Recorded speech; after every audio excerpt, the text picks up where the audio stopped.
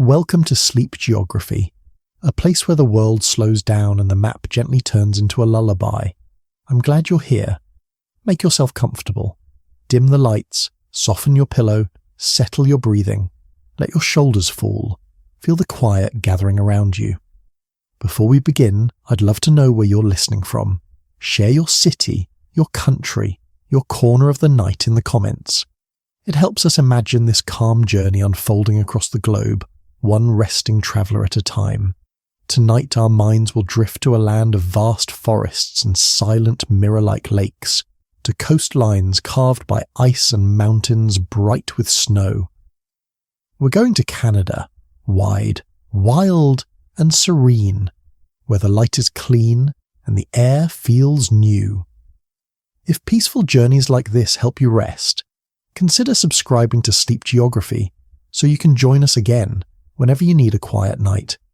When you're ready, close your eyes, take one unhurried breath, and come with me. We begin above a continent of light and water, and we are floating toward Canada. You arrive from a great height, as if the sky itself has opened its palms and set you down upon its quiet. The world beneath is spacious and patient. The horizon wraps into a long arc, and beyond it, more distance, more hush. You sense the scale before you find the details. You're suspended above a country that breathes in slow time. Canada spreads outward in restful patterns, water, forest, stone, and each element seems to speak without urgency in a language of vastness. Your breath mirrors it. Inhale, exhale, and the land widens a little more. The light is gentle and sure. It feels northern, clear, restrained, kind to the eyes. Shadows are soft at their edges. The colour of the day leans towards silver, with a quiet blue steeped into it, as if the sky has been rinsed in cold water and dried on the wind. You look down and see the work of water everywhere. Rivers write long, looping sentences through the land. Lakes collect the sky in pieces, discs, ovals, slender blades of shine between dark trees. Some lakes are so still that they seem like unblinking mirrors placed on a green cloth. To the east and south, great inland seas gather. The Great Lakes hold the day like bowls of muted light. Shores bend and slide, pale ribbons fringing deep blue. In a small, unhurried way, you feel their breadth steady your own breath. Turn your gaze north and centre. The land there is a soft, endless quilt of trees. You're looking at the vast, unbroken expanse of the boreal forest stretching to the horizon. Spruce and pine repeat and repeat, until scale becomes feeling, and feeling becomes calm. From above, the boreal looks like a deep green sea. It rises and falls in low swells, a patient tide of needles and resin. Between the swells, water gathers, slow and dark, 1,000 pools catching the pale wandering light. As you drift, the details come gently into focus. Wetlands lie like ink stains between stands of black spruce. Lichen paints stones in ghostly chalk. You notice how the land keeps secrets in its quiet, and then gives them away without haste. Now far to the west a line appears. It is faint at first, a suggestion of altitude, and then it sharpens. The earth folds, creases and rises, becoming a spine across the horizon. The Rockies are gathering themselves. You turn toward that uplift, and the light brightens, as if pulled by height. Shadows grow cleaner. Air feels cooler, even up here, as your attention moves toward the peaks. The promise of snow gleams inside your chest like a small star. Suddenly the forms are undeniable, the immense jagged peaks of the Rocky Mountains crowned with snow. They stand with a gravity that invites silence. Their ridges fracture the light into sleek plains and deep blue clefts. The high country looks both new and ancient at once. You hover a little closer. Glaciered bowls cup the day. A pale wind, imagined but sure, combs the cornices. Valleys open like books with many chapters, each chapter told in rock, in lake, in the angle of the light swinging from ridge to ridge. Your lungs notice a change in the story. There is a brightness in the breath, a clarity, a simple goodness. You feel the cool, crisp air with the clean scent of pine and cedar. It gathers on your tongue, green and clear, and then dissolves, leaving a softness behind. On the western slopes, cedar and hemlock stand deep and tall. Their trunks are quiet pillars, their boughs layered like thoughtful hands. Even from above you sense their steadiness. The forest seems to listen to itself, turn a little, and look along the range. Peaks repeat like notes from a calm instrument. Snow clings to edges, drifts into shadows, and fills high bowls with a hush so gentle you can feel it from here. The mountains breathe in long intervals, as if time has widened to suit them. At the base of the peaks, water gathers again. Lakes are pale turquoise where fine rock flour floats in meltwater. Rivers set off with purpose, threading valleys and braids of gravel. Their paths are patient and exact, shaped by ice long gone and by snow that will return. To the east the land smooths. It levels and opens into a plain so broad it seems to contain the weather. Fields, though faint at this height, are brushed in muted gold and dusty green.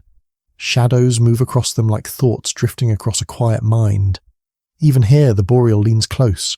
Fingers of forest dip south and rise north.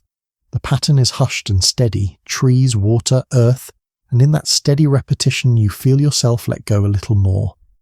The land repeats you back to yourself. The light shifts almost imperceptibly. It grows long and low as if the day is exhaling. The colours stay cool, but a touch of honey slides along the edges of stone and branch. The world below gleams without glitter, like something polished by time, not by hurry. You notice how the country holds distance as a kind of treasure. There is room between things, room for weather to sweep by without drama, room for rivers to consider their turns, room for lakes to widen and reflect. This space enters you and loosens something that had been tight. Far north, the tree line thins. Trees stoop, then scatter, then bow out. Tundra spreads like a calm, open page. Ponds sparkle like small coins tossed in slow arcs over the land. Beyond, islands lift like folded napkins from a cold sea. The Arctic archipelago holds its quiet differently. Crisp, luminous, spare. Light there is an element, almost a texture, laying itself across rock, ice and water with a patient hand. You come back to centre. Canada lies beneath you like a continent-sized breath. The shape of it is not a border but a gathering, of watersheds, of histories written in stone, of forests older than memory. Each piece is part of a larger hush. Time slows again, or perhaps it keeps its usual pace and you simply join it. You feel held. The air around you is transparent and light, edged with that clean resin scent as if every needle beneath you has brushed a little goodness into the day. Look again at the boreal sweep. The canopy is not one shade but many. Olive, jade, bottle green, smoky teal where distance bleeds the pigment. Where forests meet marsh, the edges are soft and feathery. Everything blends without haste. Rivers cut long, dark curves through all that green. Their banks are quiet scrolls of sand and silt. Oxbows rest like commas in sentences the river is not finished writing. In their stillness, clouds compose themselves and linger. You let your eyes drift west again. The Rockies grow larger, then softer, as if the mountain itself is breathing. Snow brightens where the sun touches it. Mountains shadow themselves into blues so deep they feel like cool water in the mind. Lower now you can feel texture. Ridges break into ribs of stone. Talus lies at the feet of cliffs in grey pillows, a remnant of patient weather. Timberline marks a quiet boundary where trees decide the air is thin enough to leave to grass and stone. The scent of cedar returns like a kind sentence. Pine needles, sun-warmed on the branch, release a clean sweetness that is somehow both fresh and ancient. You breathe it in and feel as if you have taken a long walk without moving at all. Between peaks, passes open to distant glimmers. In one direction a ribbon of river, in another a pale sweep of valley. Each path invites the eye forward and then allows it to rest. Nothing insists. The land extends and you drift with it. You glance south, where the prairies lean into the horizon.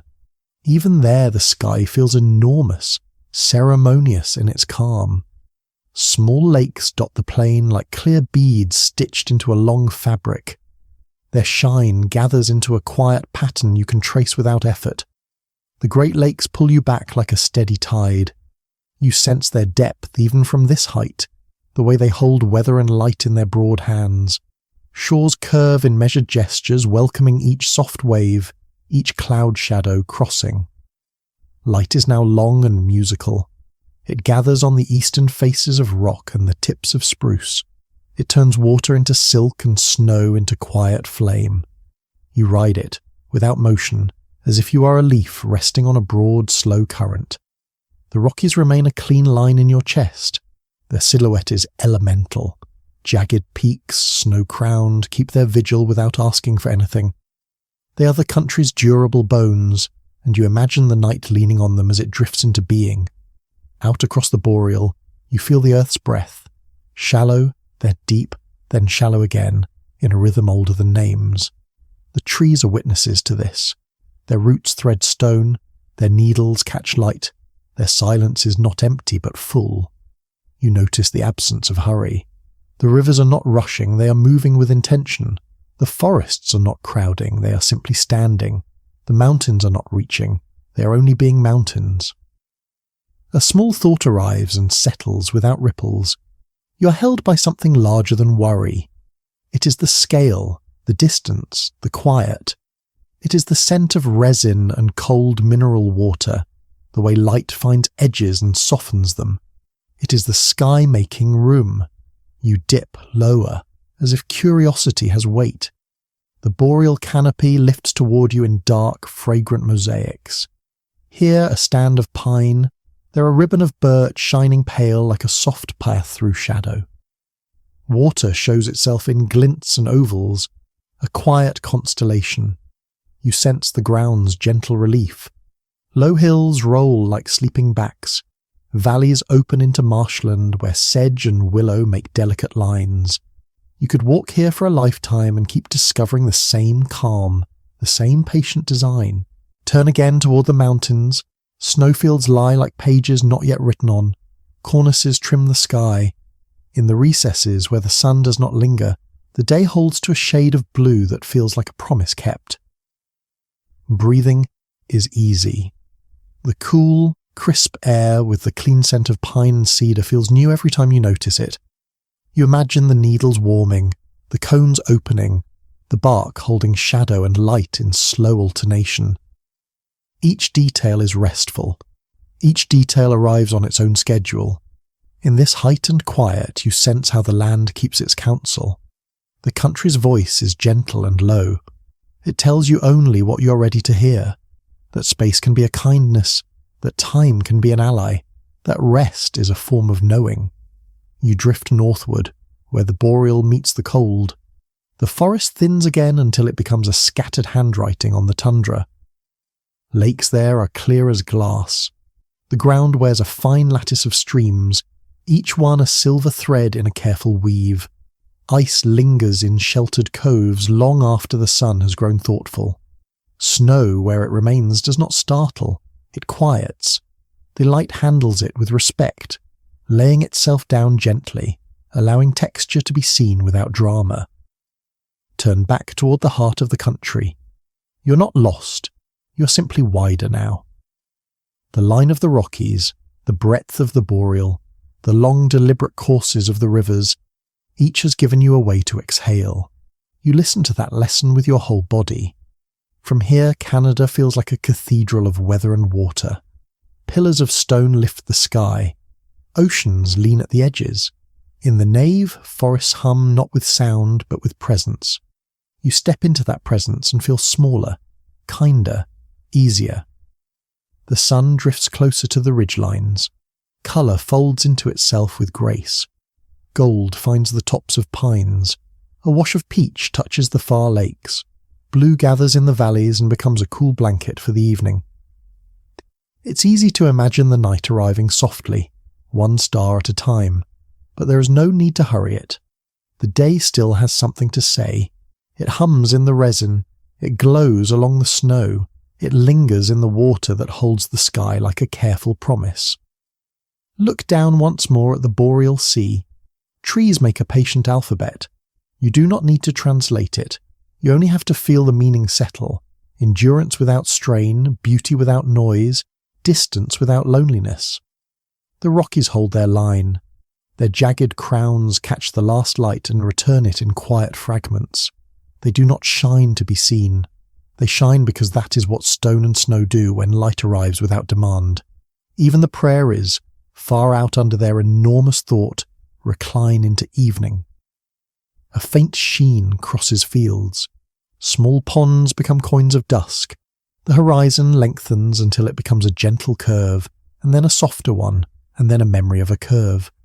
Your senses are simple, clear, cool air, clean scent, a wide open sky. You feel braced and soothed at once. The body understands landscapes. It knows when there is room. It knows when the air is honest. You let your attention settle like snow. It finds the evergreen tips. It lines the ridges. It fills only the spaces that welcome it and leaves the rest untouched. You feel yourself doing the same. The country is vast, but it is also precise. Every ridge has a name, or none. Every lake contains an echo of light from days no one noticed but the water. Every stand of cedar keeps its own calendar of shade and warmth. In this awareness, you arrive. Not to a city or a door or a milepost, but to a vantage. To a stillness that offers the whole of Canada in a single long breath. You take that breath and let it make a home inside your chest. When you open your inner eyes to the horizon, you see what you saw at first, only deeper. A nation of forests and stone, of quiet, patient waters. The immense jagged peaks of the Rocky Mountains crowned with snow. The vast, unbroken expanse of the boreal forest stretching to the horizon. And the air, always gently, the cool, crisp air with the clean scent of pine and cedar. You feel the grand vista settling into you as the day leans toward night. Mountains grow softer in outline. The forest becomes a single, breathing tone. Water keeps its polished calm. You are ready to descend when the time is right. For now you float between sky and land, held in the country's enormous kindness. You are arriving and at rest, both at once. The wilderness is untouched, and so, for a little while, are you. You begin to descend. The sky loosens its hold, and the land rises to meet you with patience. Your breath adjusts to the slower rhythm beneath the clouds. Distance becomes detail. Scale becomes touch. You are entering a valley carved by ice and time. Mountains gather like quiet guardians, their bases softened by forests, their crowns bright with resting snow. The air is cool and clean. It carries a resin note that feels both bright and gentle. Below, colour surfaces out of stone. It happens as if a light has been switched on under the water. A lake opens like an eye.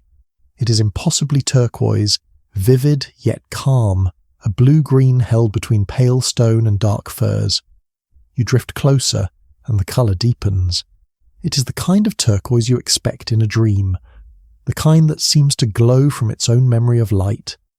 You know it is real because of the way it meets the shore, lapping against a ribbon of gravel pale as bone.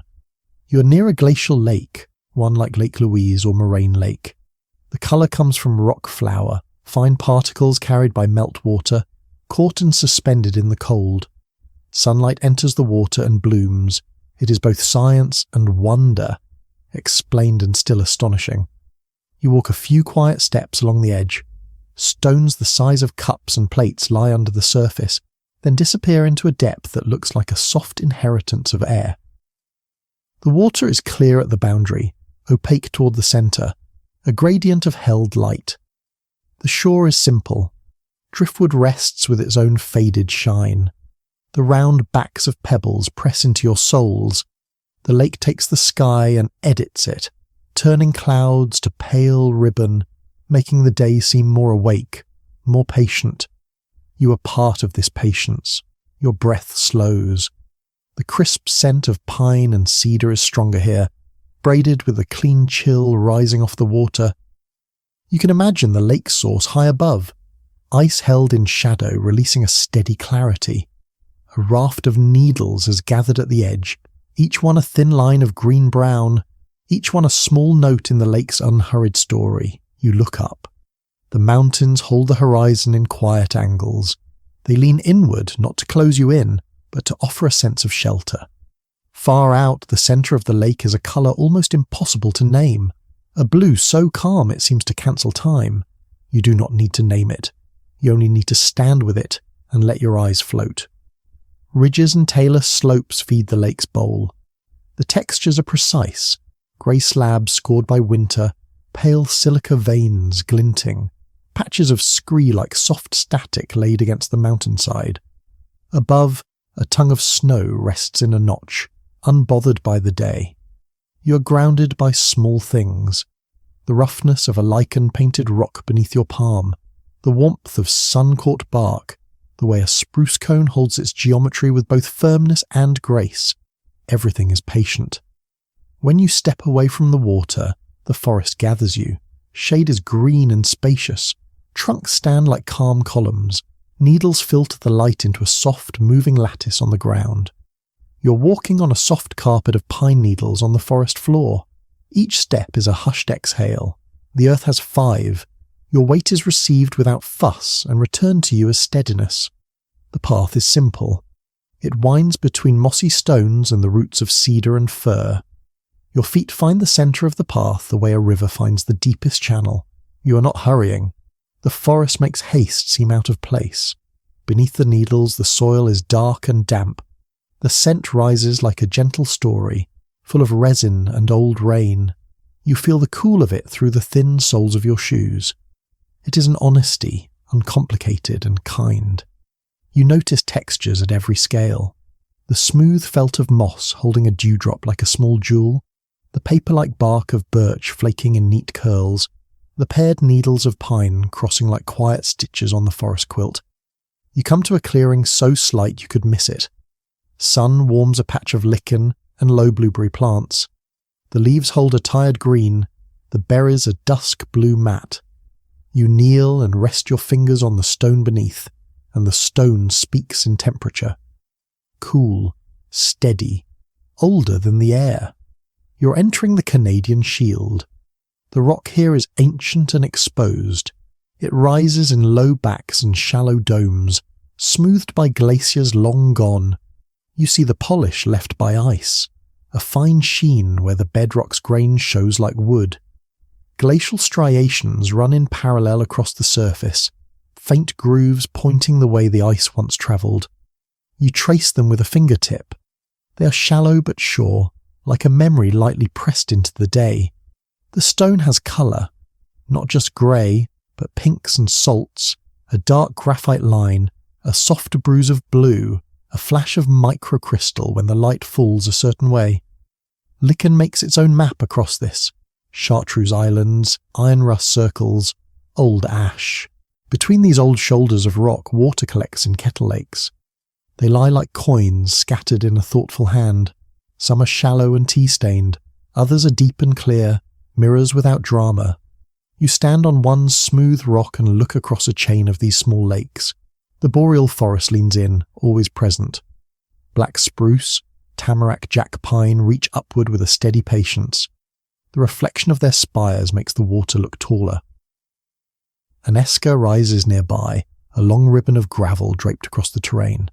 Created under the old glaciers, it winds like a quiet thought. You climb its gentle back and find that it makes a natural pathway, elevated above marsh and lake, a soft spine through the lowlands. From the esker, distance reappears. The mosaic of rock, water and wood arranges itself into an understanding. The land is old, but it does not press age on you. It carries it lightly, like a well-worn garment that fits its wearer perfectly. You follow the esker until the ground begins to slope and the trees close again. The forest gives way to a river almost without announcement. One turn in the path, and there it is, a broad dark ribbon moving with quiet purpose. You're standing at the bank of a silent, powerful river winding through a vast forest. It moves with a strength that does not need to speak. The surface is a mat, steady sheen, broken only by soft shoulders near the bends and the pale arc where it turns around a bar of sand.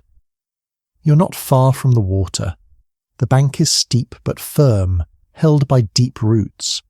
The river's current makes itself known in the way it keeps its centre smooth, the way it carries small islands of foam without fuss, the way it gathers the reflections and sends them downstream whole. You walk along the edge, following the river's logic. It keeps to the outer curve where the water is deeper. It leaves deposits on the inside, fine sand, small pebbles, a drift of needles where a back eddy rests. Each bend is a paragraph in a long, patient book. In the forest beyond the bank, the understory is sparse. Light filters in long bands. The air is cool and smells of resin and clean water. Occasionally a fallen tree lies across the path, its bark gone, its wood silvered and smoothed by weather. You step over with ease. The river widens, then narrows, then widens again as if breathing through the land. In some reaches the water is tea-dark from tannins, so the sky above takes on a warm tone when it looks back at itself. In others the bottom shows briefly, a patch of pale sand, a submerged log pointing downstream. You rest a palm on a trunk at the water's edge. Cedar is cool to the touch, fine-grained, steady. The bark has shallow ridges like thin waves. Its scent rises under your fingertips, a clean sweetness with a shade of spice, a memory of rain. From a slight rise you look out and down the river's course. It's a pencil line drawn with assurance across the forest. You cannot see where it begins or where it ends, and you do not need to. The present length is enough. Where the river kisses a field of granite it runs narrow and quick, not loud, still composed. Then it frees itself into a long glide where spruce lean above it like listeners. A low island of willows breaks the surface in a small thicket. Its leaves are lighter green, their narrow blades painting the air with fine strokes. You step back beneath the trees. Needles soften your path again. The forest floor springs gently underfoot, a quiet welcome repeated at each step. The body understands this softness. The mind does too. In a shallow bowl of stone, rain has gathered. The water there remembers the sky of yesterday, a paler blue, a fragment of cloud, a ring of lichen charts where the water sometimes rises in wetter times. A mosquito hovers and then chooses not to trouble you, as if the air has asked for peace and has been obeyed. The bedrock appears again and again, like a thought returning. Each outcrop offers a different geometry, a long convex back, a shelf with a clean edge, a broken ramp where frost once worked along a vein and widened it gently over many winters. Erratic boulders rest in quiet places. They are not from here. They were carried by ice and set down when the ice grew tired of carrying. Their presence does not disturb the field. It completes it. Around them, the ground builds small fences of grass, a halo of wild strawberry leaves. You kneel to read the rock close. Minerals appear as letters in a language that wants no translating. Black mica glints like a wink. Quartz drifts through in milky sheets. Feldspar holds dusk rose that reads as warmth, even when the stone is cool under your fingers. In a shallow basin of the shield, a bog has formed. It is soft and patient. Sphagnum moss knits a wide, springy rug across dark water. Tamarack with their soft needles rise like slender candles, green in summer, gold in fall, leafless in winter and still beautiful. You step lightly on a boardwalk that slides over the bog's surface. The moss yields under the boards with a deep gentleness. A small pool opens beside you, iron brown, clear enough to show the sky's face. Cotton grass flickers white against the dark, not as a display but as a quiet punctuation. Beyond the bog, the land lifts a little and dries. The forest returns to a steady mix of spruce and pine. Here the understory is carpets of needles, islands of moss, a fern or two where light finds a gap. You find a patch of sun and stand there without intention for a time. Time here is less a measurement than a texture. It wraps around you like a shawl. The trees have their own measure. The river keeps its own calendar. The rock has a long, deep ledger in which each winter is a single fine stroke. You move on and come to a place where the shield meets a larger lake. The shore is a gentle language of granite and small bays. The water here is darker, but when the sun angles just right, it shows veins of emerald and cobalt where depth changes. You're near a headland polished by ice. The stone curves like a shoulder. Waves have combed it smooth, and then smooth again. You walk across it, footfalls quiet, and feel how the rock rises under you as if lifting you toward the sky by a few careful inches. A rope of gnarled pine has found purchase in a crack and leaned into the wind for decades, maybe centuries. Its bark is plated like old armour. Its needles catch the light in small, precise signatures. You touch the trunk and feel the slow, deep work it does with air and sun. Back in the forest, a hidden lake waits between ridges. You find it by the way the air suddenly feels cooler and the way the trees step back. The lake is small and exact. Lily pads lie like green plates. The water is so clear that the stems of the lilies look like drawn lines in a quiet book. Dragonflies trace soft geometries over the surface, a measured crossing and recrossing that matches the day's calm. A frog slips off a rock, and the ring it leaves is the smallest of announcements. You keep your gaze wide and quiet. Everything belongs. You follow a narrow trail and it narrows more. The cedar boughs almost brush your shoulders. Shadows layer. You step into a deeper hush and find yourself on the shore of another glacial lake. Again that unusual turquoise that makes the mind feel very awake and very calm at once. This lake is like Moraine Lake, set among sharp peaks.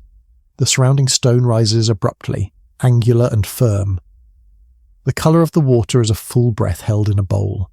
It makes the grey of the rock gentler, the green of the trees deeper. You sit on a driftwood log that has polished itself into smoothness over its long conversation with weather. The wood is pale and warm under the sun and cool on the side that touches shade. It smells faintly of resin and the memory of bark. Across the lake, the peaks hold several small glaciers. They pour their meltwater into the valley from hidden basins. You can almost feel the cold of that water from here, a fine thread of chill that braids itself into the lake's extensive calm. The colour shifts a little as the sun moves. Turquoise softens to jade, then brightens again to something like pale aquamarine. At the edges where the water is shallow, stones appear and make their own quiet constellations. You rise and follow the outlet stream down a series of polished steps. The stream gathers the lake's clarity into a narrow, thoughtful channel. It carries the fine particles that made the colour, and as they settle and mix with other waters, the clarity remains. But the hue gentles and grows transparent. Soon the stream joins a river, again the silent, powerful one that threads the forest. This section is broader, calmer, its surface holding sky so faithfully it feels like a still tree of light growing across the water. The river gathers the valley, gives it a direction, and for a while you walk beside it. At a bend, sand has formed a clean beach. The grains are a soft mix of colours, ivory, smoky quartz, tiny flecks of rose, in a gradient that pleases the eye without insisting on itself. You press your palm into it. It accepts the shape and relaxes back into itself as your hand lifts away. Here, the forest steps back a little from the river. A meadow has been allowed by the land. Grasses lift their seed heads without effort. The colours are muted, straw, olive, faded gold. You feel the river, its consistent strength, just beyond sight, and it steadies something inside you. The path bends to the east, and your feet find rock again. A wide pavement of granite rises at a gentle angle. Glacial polish makes it almost shine. Water has passed along this slope in wet months, writing dark lines where moss has taken hold. Right now it is dry and fine and warm to the touch. Cracks open in an even pattern, joints that read like careful cuts, nature's neat grid. In each seam, life gathers.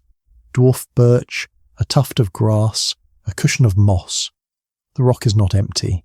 It is generous, giving just enough for these small, resilient greens to have a home. You pause and rest your heel against the roughness.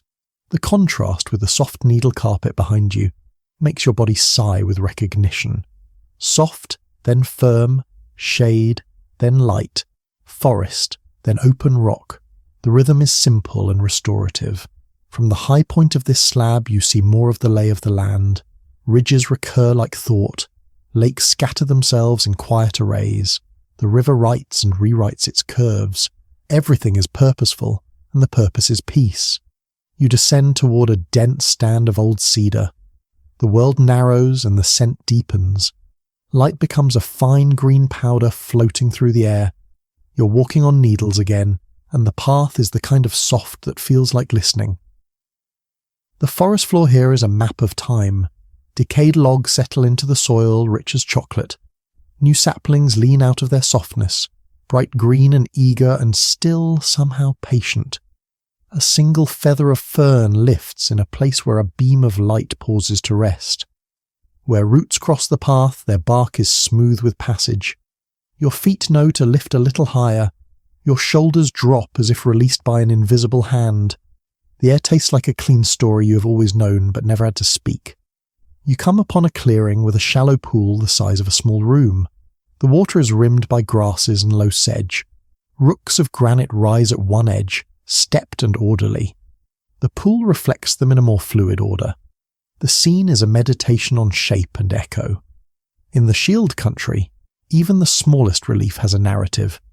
A little hill is a drumlin, shaped like a smooth-backed animal moving in the direction the glacier once flowed.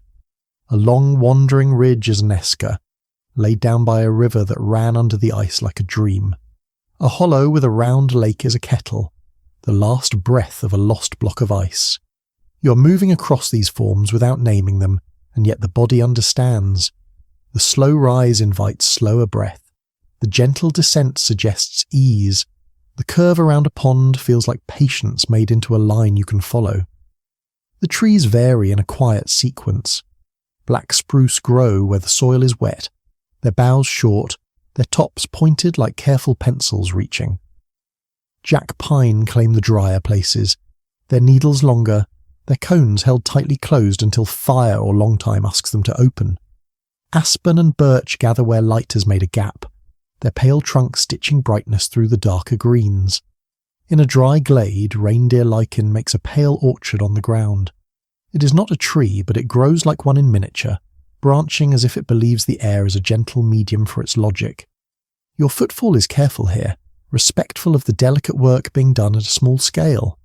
You pass through a grove of birch whose bark is the colour of paper, into which dawn has breathed. The trunks are mottled with slate and silver and pale scars. You touch one and feel a skin that is both fragile and armoured, a paradox resolved by time. Past these birches, the land tips toward a larger river valley. On the far side, the forest rises in long unbroken bands. The river itself is a long, dark mirror set into the green. It is moving, always moving, and yet if you stand very still, it seems also to be at rest. You sit for a while on a rock at the edge of the river, and you let the river sit inside you. That sensation arrives again, strength without show, power without noise. The water carries a mountain's voice in its molecules, but here the voice has chosen to whisper. When you rise, you walk again on the soft carpet of pine needles. It greets your steps in the same way each time with quiet acceptance. The needles hold little pieces of the sky, a sifted gold fleck, the silhouette of a branch above made into a fine print.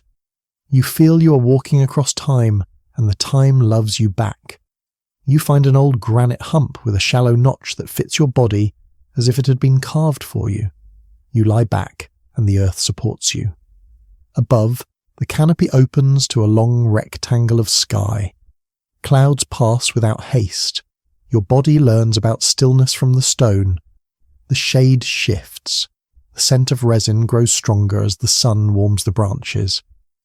In the distance, not far, just far enough, the river continues its long task. You are in a country made by ice and lifted by patience. The age of it settles around you like a soft blanket. You rise and walk again. Here, the shield stone gives way to a stretch of rich soil. The forest changes almost at once, Taller pines, broader cedars, more light woven into the understory. The ground is still soft beneath the needles. Your steps still feel held and forgiven. At the edge of this transitional forest, you come to a cliff of dark, ancient rock. Gneiss and granite interleave, folded and pressed long before any of this was covered by ice. The patterns are like slow waves caught in stone. You run your hand along a band that hums the colour of iron and another the colour of smoke. Below the cliff, a river cuts a smooth arc, its curve mirrored by the arc of the stone. The geometry pleases. It needs no explanation. The landscape has arranged itself into a conversation that the body can overhear and understand. As you move north again, the trees thin. The forest opens into a long scatter, and in the gaps more rock shows. The shield never withdraws. It simply reveals more of itself. Lichens take the lead where soil is absent, writing pale sentences that welcome the eye. Along a shore, waves have left lines of drift in a gentle alphabet. Twigs, needles, tiny cones, the occasional silvered leaf. You trail a finger through the neat arrangement and make a small temporary mark. The next tide will rewrite this paragraph. Nothing is lost, only revised. You notice the colour of the sky reflected in every surface. Where the water is shallow, the reflection is true and bright. Where the water is deep, the reflection is darker, a thoughtful blue. Where the water moves, the reflection is stretched and softened. The sky's character can be read in the lakes and rivers as if in a book of light. You return to the forest. The ground lifts and falls, a quiet, unending rhythm. You climb a little and find a vantage over a set of ridges that feel like breath made visible. The line of each ridge is a sentence the land speaks slowly and well. The scent of cedar meets the cleaner brightness of pine, and together they make an air that tastes new every time. Breathing is simple here. It feels like a form of participation, a way of belonging without effort. You are walking again on needles, that soft carpet, when the path moves over sand for a moment, then over a patch of thin soil, then back to stone. The changing textures mark your passage like friendly handshakes from the ground beneath. At the edge of another turquoise lake, smaller this time, you find a narrow spit of land. It points toward the centre, as if offering guidance. The water is so calm that at the tip, when you look down, you see two worlds, the stones beneath you and the height of the sky. You place your palm against the surface and feel the cold gather in the lines of your hand. It is a clean chill. It wakes the skin while the mind remains at rest. You let the drops fall back and watch the circles widen, each one a soft echo. Across the lake, a fan of talus has collected at the foot of a cliff. It is shallow at the edges, deep in the middle, a patient heap of stone. It looks like a gesture that took centuries to make, which it did. Nothing in this landscape has hurried, and because of that you no longer want to. You leave the lake and follow a small stream through a cleft. The stream has written its path carefully, finding the softest edges of stone, the easiest way through. It is narrow enough to step over, and it accompanies you for a time like a companion who does not need to speak. The cleft opens, and again the river is there. It has changed character further downstream as rivers do. It is broader and slower, more assured. It does not show its muscles, it simply is, and that is enough. You sit on its bank one more time. The forest presses closer here, a little darker, a little cooler. You're at ease in that coolness. The air still carries the clean cedar pine scent. The river carries the sky and returns it to the ocean by and by. The process is not hurried. It is a long kindness. The day has turned a little, the light finding longer angles through branches. The ground receives these angles in measured patterns. Stones gleam where they are exposed. Needles take on a quieter sheen. The whole forest seems to exhale. You stand. You're ready to move toward whatever the land offers next. The lay of this land, its turquoise bowls, its ancient stone, its silent rivers, its needle-soft floors, has shown you a way to be here without effort. You're listening with your feet. You're seeing with your breath. You walk on, easy and present, and the country continues to unfold in shapes and colours that feel both precise and generous. a granite shelf here, a narrow bay there, a stand of young pine bright as uplifted hands. The geography is quiet, and you're part of that quiet now. A long view opens as you crest a small ridge. Ribbons of water stitch the distance, a thread of silver here, a darker seam there. Low hills hold a blue-green that gathers into a unified tone. Above, the sky is pale and even, a sheet stretched carefully over a good bed. This is the land as it is. Old rock made smooth by long ice, migratory water making and remaking its paths, forest balancing itself in patient arrangements, light laying down a calm logic. You're in it the way a word is in a sentence, held, necessary, and at ease. When you pause, the stillness deepens but does not become empty. It is full of texture, stone grain, water sheen, needle softness, each calling to the mind in a language beyond nouns. You rest in that place, and the place rests in you. You move again, slowly. The path brings you back to the soft carpet of needles, to the polished backs of stone, to the river that never argues, to the lake that gathers light and returns it in turquoise. The lay of the land has become the lay of your breath. You are at home in the geography's quiet. The country has introduced itself with gentleness, shown you its shapes and colours, its textures and age. You carry a little of each, the cool clarity of glacial water, the steadiness of ancient bedrock, the soft acceptance of the needle floor, the calm strength of a river moving through a vast forest. You continue, unhurried, as the land continues. Everything holds its place with grace, everything takes the time it needs, and you, moving among it, are part of that patient design. You walk on, easy and present, and the land begins to offer its quiet histories. The curves of water and stone remain, but new lines appear, lines made by hands and care and time. You listen with the same attention you gave to the wind and the rock. You're on a granite shelf warm under a pale sun. Near the water's edge the stone holds marks, not the long parallel grooves of ice, but human lines. A petroglyph gathers itself from the rock, a turtle shape, a canoe, a set of careful circles. You do not touch. You let your eyes rest on the carvings as you would on a calm horizon. The lines are shallow and persistent, a conversation between hand and bedrock. The stone has accepted the message and kept it for generations. You are aware of First Nations cultures for whom this land is not scenery but relation. You feel that reverence in the way the images sit on the rock, unhurried and sure. You understand yourself as a guest, and a grateful one. The lake at your feet mirrors a narrow sky. Between sky and stone, the carved forms hold steady. You imagine the old hands, working with care, reading the stone's grain, choosing a place where water and light would keep the message visible and at peace. Across distance and time, you sense a prayer without words, a quiet of gratitude, a map of belonging. The land answers by simply continuing to be itself. You follow the shore, and the rock guides you to another panel. Here the figures lead one into the next like gentle steps. A human shape, arms lifted. A fish drawn with a single, certain line. The simplicity is its strength. It fits the stone the way roots fit soil. The forest leans in, breathing resin. You carry the images with you as if they were small lanterns. They do not flicker, they steady. Time softens, then folds like a wool blanket. The land turns your face towards cedar. The air changes in a precise way, deepening into a green sweetness.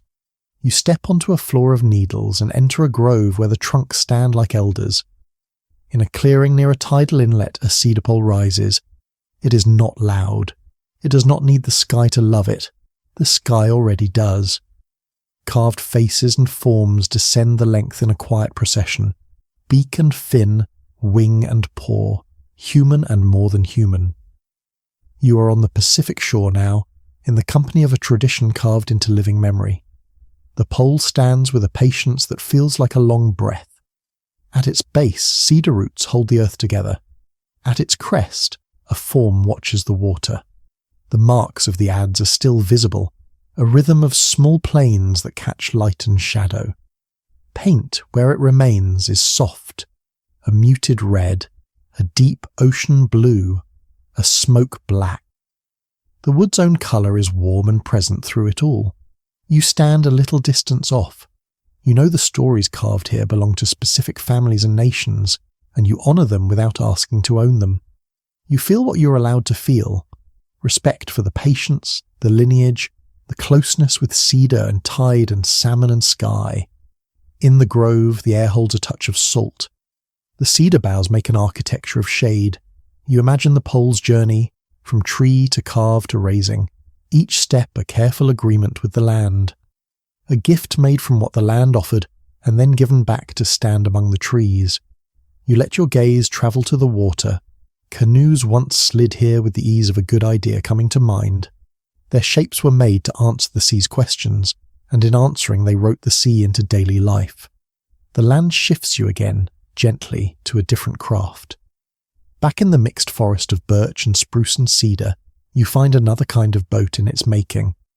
A birch bark canoe is coming into being on a smooth piece of ground, and the process moves as calmly as a river in its broad reach.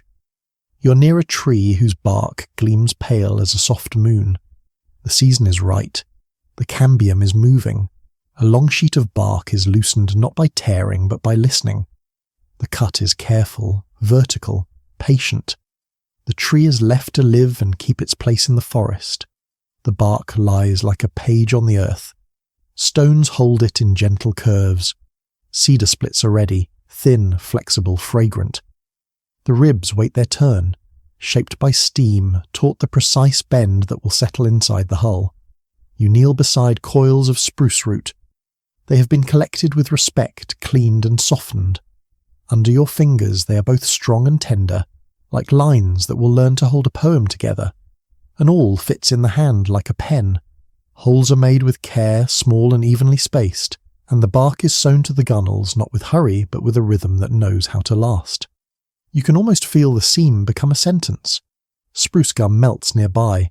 The scent opens in the air sharp and honest. Mixed with a little fat, it will seal the seams and pay attention to corners, small acts of protection against long journeys and the quiet persuasion of water. You watch as the canoe takes its profile, slender, purposeful, born from materials the land offered freely. The thwarts hold the sides in a gentle dialogue. The ribs settle in like breath after steady work. Everything serves and nothing is wasted. You imagine the first launch. The hull is light enough to lift with one hand at the bow, one at the stern.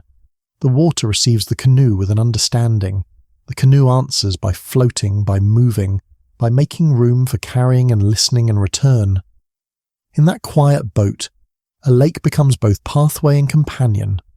A river becomes a long sentence you can read with a paddle. Distance loses its hardness and becomes invitation. You rise and walk along the forest path again, feeling the needle-soft ground beneath your steps, remembering the canoe's weight so little, its resilience so much. The knowledge glows in you. Patient skill, local materials, a design that respects water and wood. The river opens into a broader reach where a small clearing holds a cabin. You're crossing time into another layer of the story, one of early settlers and traders who built their lives with both effort and listening. The cabin sits with its back to the trees, its door toward water. The logs are hand-hewn, notched at the corners with a practiced geometry. You trace a finger along a saddle notch and feel the snug fit that keeps out weather and keeps in warmth. Between the logs, a mixture of moss and clay and small wisdoms fills the gaps. The roof is laid with shingles split from cedar, each a thin plank that lies flat and sure. A small window faces the river, square and modest, a frame for light and a way of watching the water's moods. You step inside and feel the immediate honesty of the space. The floor is plank, smooth with use. A table stands near the door, its surface worn in a way that tells of meals and mending and maps spread out beside a candle. Hooks by the door hold snowshoes, ash frames, rawhide webbing, learned from those who knew how to walk winter's softness. A canoe paddle leans in the corner, slender as a thought about distance, ready to turn that thought into movement. Shelves along one wall hold simple tools, an adze with a smooth handle, a draw knife shining softly, edge turned inward in rest, a coil of line, a box of iron nails saved for exactly the right moments. At the back, a bed built low and sturdy, layered with a blanket that carries the pattern of long patience. A small chest holds seeds for the next season. A pot hangs in readiness, blackened by years of use and care. You stand in the doorway and breathe in the mingled scent of wood, earth, and river. The cabin is not an island. It is part of the shore. It faces the land and water like a learner paying close attention. Outside, piles of split wood are stacked in careful cords. The ends face outward in tidy circles and half moons. The pattern is both beauty and utility. It keeps the wood dry and teaches the hand to work in even steps. A small garden hugs the sunnier side of the clearing. Turned earth, a line of beans, a patch of herbs. The plants look like the land's whisper turned into food, and you sense a gratitude that asks for nothing in return, only the chance to tend and receive. Scows and canoes once moved along the river here, carrying pelts and flour and stories. The water served as road. The forest served as pantry and shelter. The people serving these places served each other as well, learning skills, trading knowledge, keeping the peace by choosing it daily. You imagine a trader's route marked on a mind more than a map. A portage here, a friendly shore there, a bend where the current eases. The rhythm of travel set not by clocks but by light and weather, and the kindness of the river's mood. In the calm of this day, the cabin belongs without insisting. It is made of the same forest it leans against. It is sized to the work of a pair of hands. It is right for the patience it requires, and right for the patience it gives back. You walk on through late-season light. You feel a new texture in the air, a hint of sweetness that seems to ride the wind. The land turns you toward a ritual that is both practical and ceremonial, old and renewed every year. You're in a sugar bush, a grove of maples rising on a gentle slope. The trees stand with quiet vigour, their trunks silver grey, their branches intricate as lace against the pale sky of early spring. The snow, where it remains, is thin and soft at the edges. You see the taps placed with care, small spiles set into the trees at an angle, each one a promise and a respect. Buckets hang like simple bells without sound. Clear sap gathers, one drop and then another, the pace attuned to nights that are cold and days that lean toward warm. You move among the trees and rest a hand on one. The bark is ridged and live. Within, the sap is moving a story from root to crown and back again. You do not hurry it. You wait with it, and the waiting is its own kind of nourishment. Near the grove, a small sugar house stands, a place of warmth and steam and watchful tending. Inside, wide pans rest on a steady heat. The sap begins as water with a memory of sweetness, then concentrates its memory until it becomes its whole self.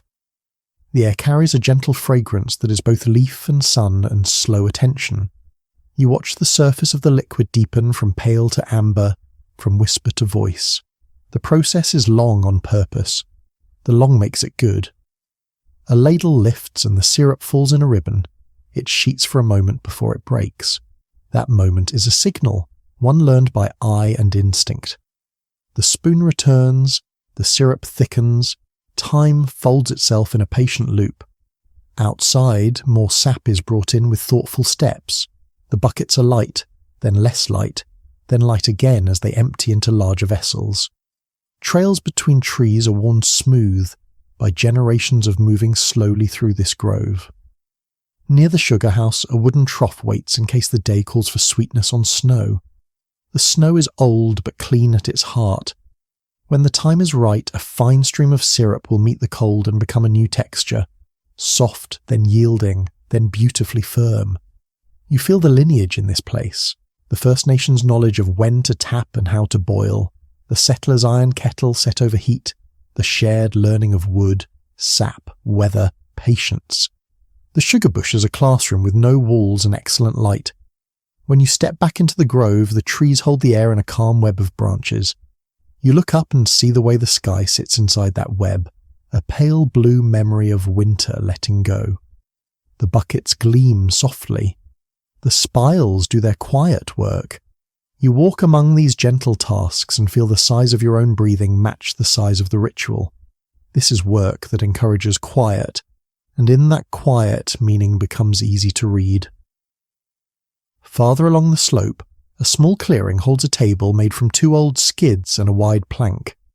A jar of last year's syrup stands in the light. The glass is warm to the eye, the liquid inside it the colour of late afternoon. You pour a small taste and let it rest on your tongue.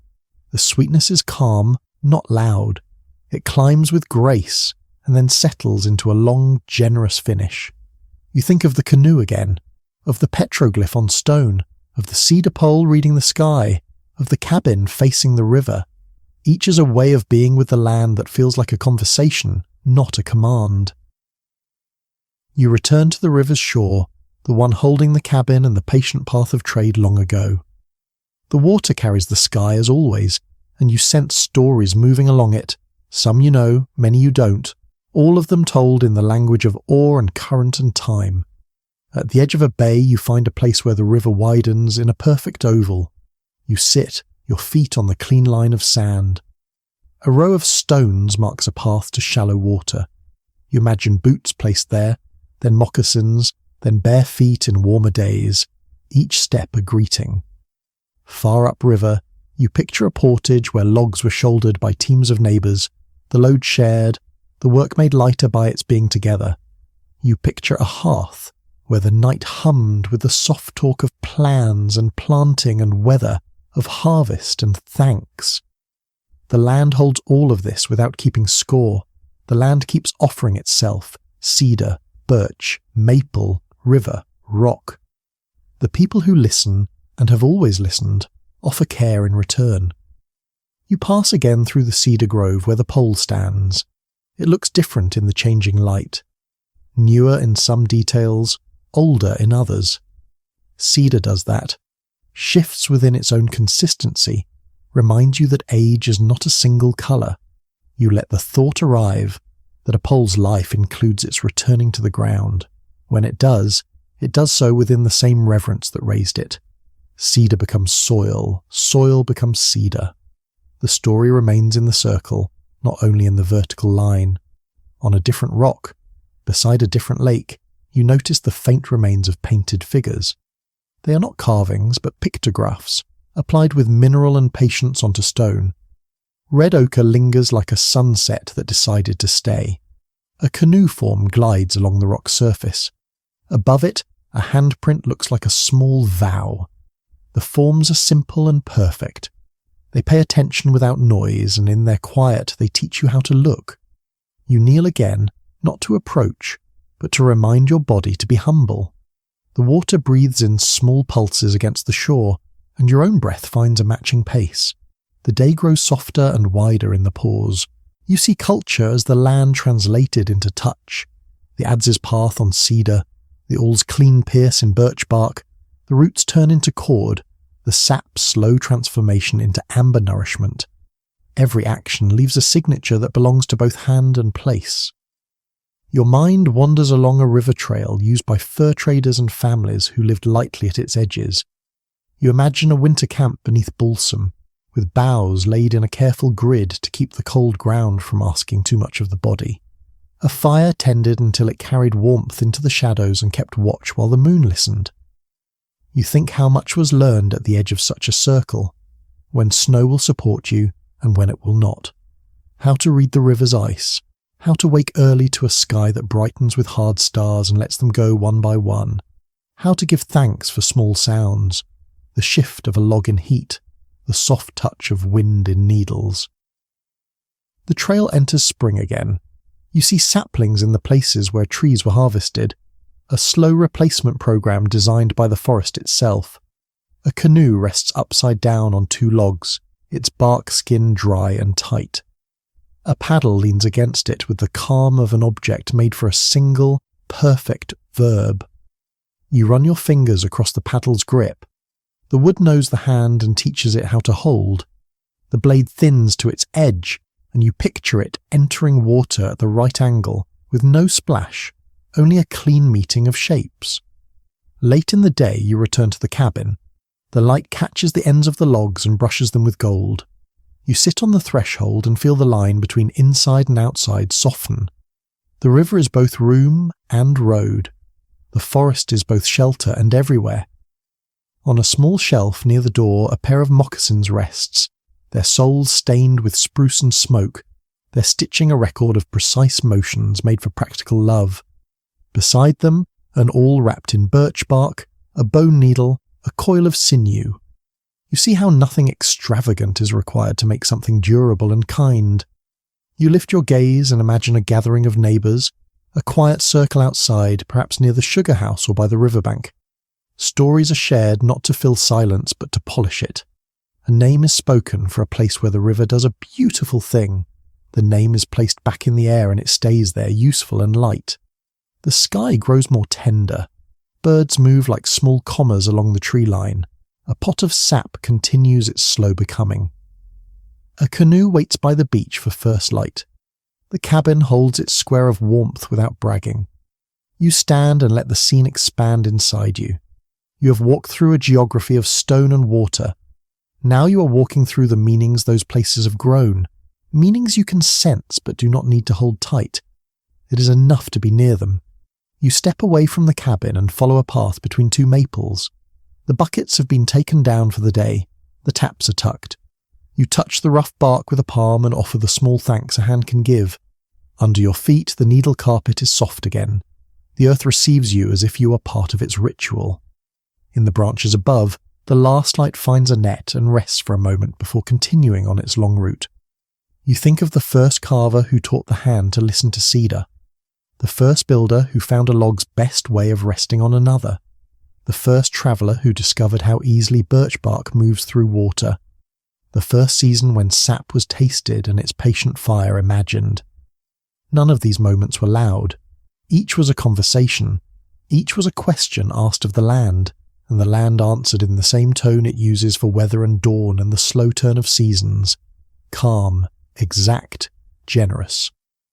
You are part of that ongoing talk now. You walked softly on the needle floor. You stood quietly before carved stone. You learned for a few minutes how a canoe is sewn and sealed. You stood in the sweetness of a sugar bush and watched sap become light you could taste. As evening gathers, you move toward a small rise. It gives you a view of both river and forest, of cedar and maple, of rock holding stories and water carrying them, of a cabin's square shadow held in a circle of trees. The land is full of presence.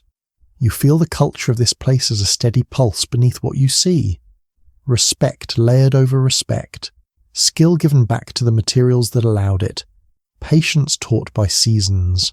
None of it is hurried, none of it insists, all of it abides. You breathe in the resin and the sweetness and a thread of wood smoke you cannot see but can imagine. You breathe out the small weariness you brought with you.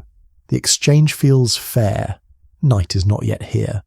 The light is simply more thoughtful, more measured. You stand a little longer on the rise and listen to the past as if it were a brook under the trail, present, guiding, careful with its boundaries. You're ready to walk on when the time comes. For now, you stay within the whisper of peaceful history and culture that lives in cedar and birch, in rock and river, in sugar and bark and steady hands. The land continues to speak, and you, a good guest, continue to listen. You step down from the rise where stories linger, and the present greets you with the same soft steadiness. The past remains nearby, quiet and alive, but the day asks you to notice the ordinary grace of living now. You're following a narrow road along the edge of a lake. The gravel is pale and simple. Houses line the shore at a respectful distance from one another, each with its open yard, each with its own rhythm. Gardens lie in tidy rectangles. A canoe rests upside down on two sawhorses, pale ribs facing the sky. A shed holds its shadow like a secret. The town gathers where the road widens. There is a dock, a small clinic with a clean front step, a school with a long window looking toward the hill. The roofs are practical and kind. Antennas and small satellite dishes stand like quiet hands lifted to the weather, not to defy it, but to receive a necessary signal. You are greeted the way small places greet, by being noticed. a nod from a porch, away from someone stacking crates near a door. The faces carry ease. The gestures are simple and true. At the centre of this gentle map is a general store. It is wooden and plain. A porch runs along the front with 2 benches set wide apart, leaving room for boots and small talk. A barrel holds cut kindling for anyone who forgot to bring some home. The sign above the door is unadorned and perfect. You step inside. The air is cool and has a smell that could be named cedar from the shelves, paper from the sacks, a memory of coffee and rain. The floorboards are old and honest. The light filters through large windows, making long, pale rectangles on the floor. You're in the kind of store that knows the exact weight of flour and the exact number of names. Against one wall, jars of screws and nails stand like a small city of cylinders, each labelled in careful hand. Coils of rope rest beside fishing line, 2 weights of patience next to each other. A shelf holds soap, socks, a row of enamel mugs in quiet colours. On another wall, food waits with its calm promise. Tins of tomatoes, bags of rice, a row of oats, a small case of apples and onions, a board with notes and news, babysitting offered, a potluck on Saturday, firewood for trade, a skiff needs a new home, a reminder about the flu clinic next week. The handwriting is varied, but all of it is neighbourly. A counter stretches like a shoreline. Behind it, a ledger lies open as if it is merely a helpful memory for the town. An old scale sits near, steady as the day. The person at the counter greets you as if you were expected, even if you were not. Names are spoken softly and stay in the air like pleasant weather. 2 people talk near the door, voices low. The words are about weather and water levels, about the truck that finally brought in feed, about a run of fish, about the road out, the way it stays firm when it's dry and asks patience when it's not. This is conversation as shelter. No urgency. Just the daily weaving of threads that keep the town together. You linger for a few minutes, and in those minutes the store shows you the system by which the day moves. Items are paid for or put down in the ledger. Credit is given because the face in front of the counter belongs to a life that returns and returns. A child waits with a bag of flour and a small tin of cocoa, one foot quietly tapping a rhythm known only to the child. A thermos is filled and given back with a thanks. Near the exit, a small shelf holds local things, a jar of last year's syrup, a length of cedar carved into a smooth paddle grip by someone whose hands are careful. A birchbark basket, it seems stapled with spruce root, made to carry small blessings like berries or letters. The shelf sits at the meeting place of necessity and grace. You step back onto the porch. Outside, the world is composed and gentle. The benches hold their patient places. Across the road, a woodpile rises in neat cords beside a house. The top row is capped with slabs to shed rain. The sight of it comforts. It is winter stored in a language of order. You're drawn to the quiet energy of the woodyard. A person stands with a splitting maul held at ease, not as a weapon but as a tool that answers the season's simple questions. The rounds wait in a low stack, birch with its pale skin, spruce with its resin-sweet scent, a few pieces of aspen marked by old weather. You watch with respect. The stance is balanced. A round is placed on the block, not hurried, centred by eye and habit. The hands know the wood. The swing is smooth and resolute. The maul meets the grain, and the round opens along its own decision lines. The halves are set aside, the quarters are laid out like a small fan. Nothing is wasted. Between swings, the loader moves pieces to the woodpile in steady armfuls. The rows lengthen with a calm geometry. Colour shifts in the stack. The creamy birch, the darker spruce, the pale heartwood form their own pattern of season and use. The work is not rushed. It makes its own weather in the yard. A tidy breeze of motion, a way of being that speaks about winter without fear. You offer a hand for a minute and are accepted without ceremony. The rhythm is honest and teaches itself quickly. Lift, set, split, stack. The body warms, the mind quiets. Each piece finds its place. Each row tells an easy version of time. When you step away, the pile looks a little more ready. You feel a little more ready too. Readiness here is not a boast. It is a thank you. You wander toward the water, drawn by the lake's stable light. The afternoon is leavened and slow. The dock stretches into the stillness, boards silvered by many summers. The cleats are simple and strong. A rope lies coiled in a near-perfect circle, not because it must, but because someone here likes to leave things kind. You sit on the edge and look through the water's page. The shallows hold a pattern of stones you could read for hours. Farther out, the surface becomes a polished idea of sky. The shore is stitched with low brush and a few tamaracks leaning toward their own reflections. A canoe glides past, so smoothly it seems to think rather than move. The paddler is a silhouette that includes hat brim, shoulders, patient hands. The stroke is quiet, practiced.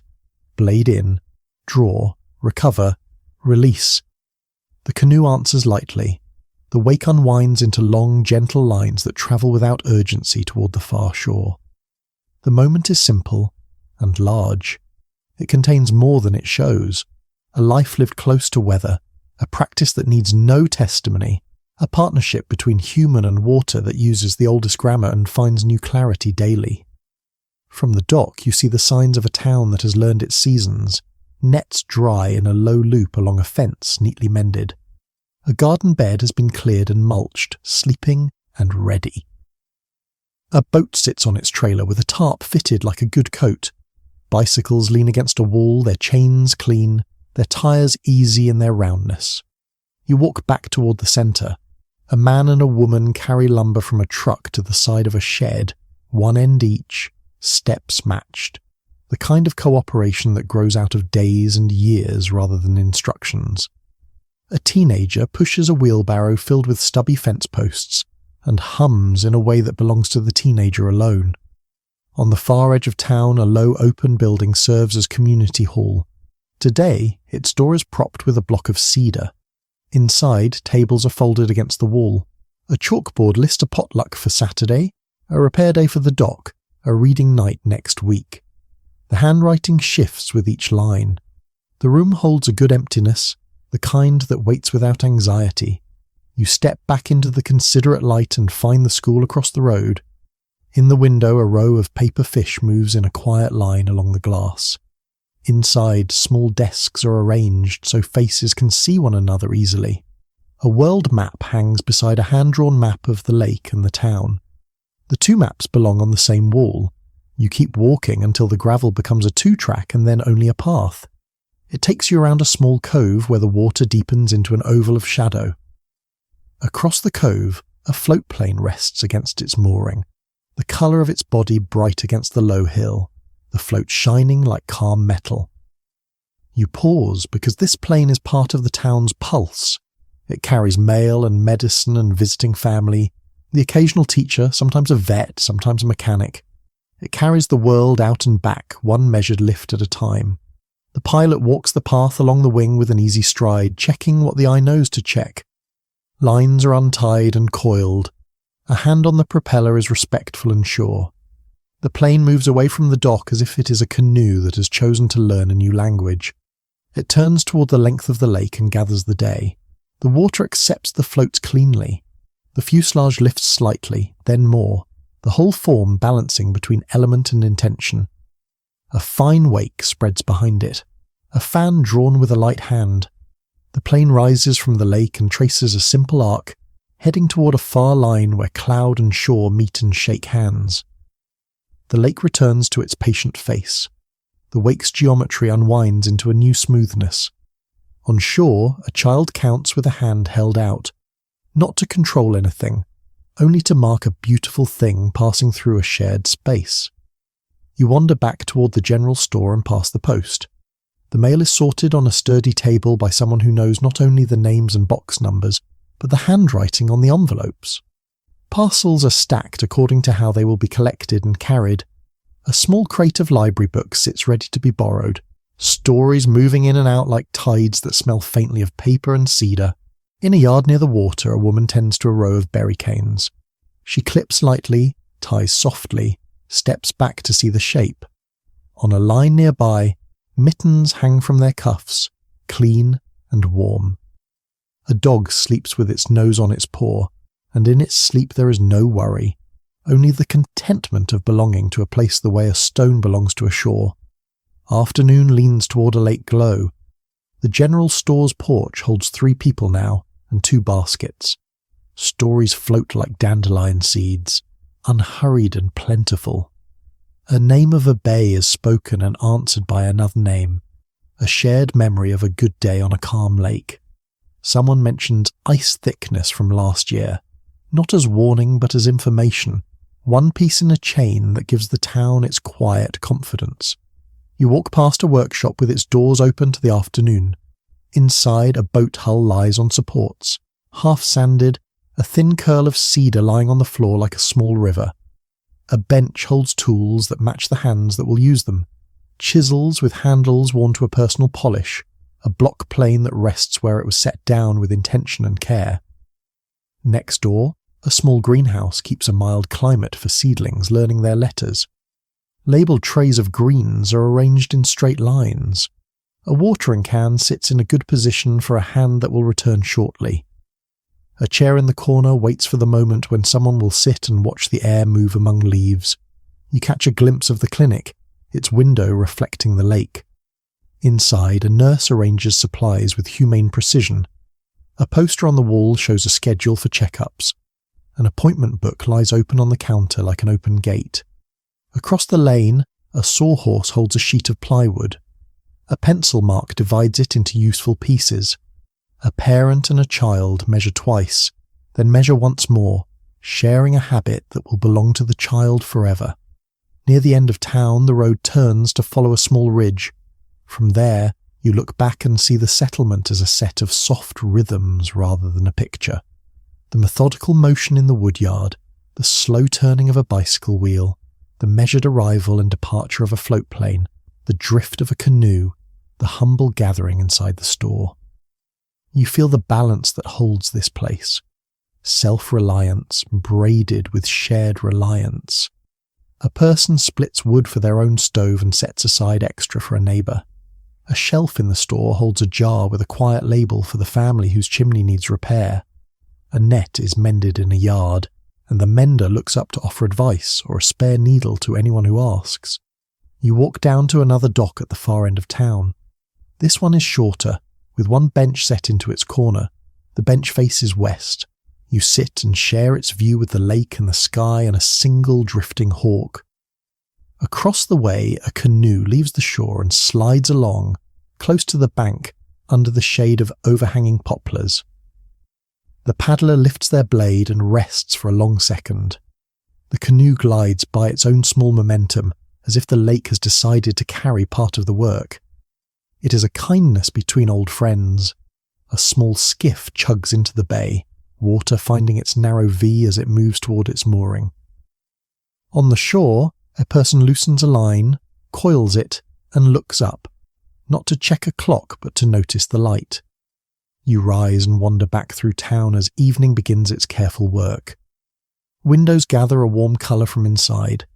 The clinic's door is locked with a quiet click. The school holds its shadows like folded paper. The community hall's chalkboard takes one more item. Thursday. Bring a story. In the woodyard, the day's splitting is stacked to a pleasing height. The tool rests with its head down, handle leaning against the block. The ground shows the day's pattern, chips spread like a soft halo, prints of boots and paws crisscrossed without competition. At the store, the ledger is closed and the counter wiped.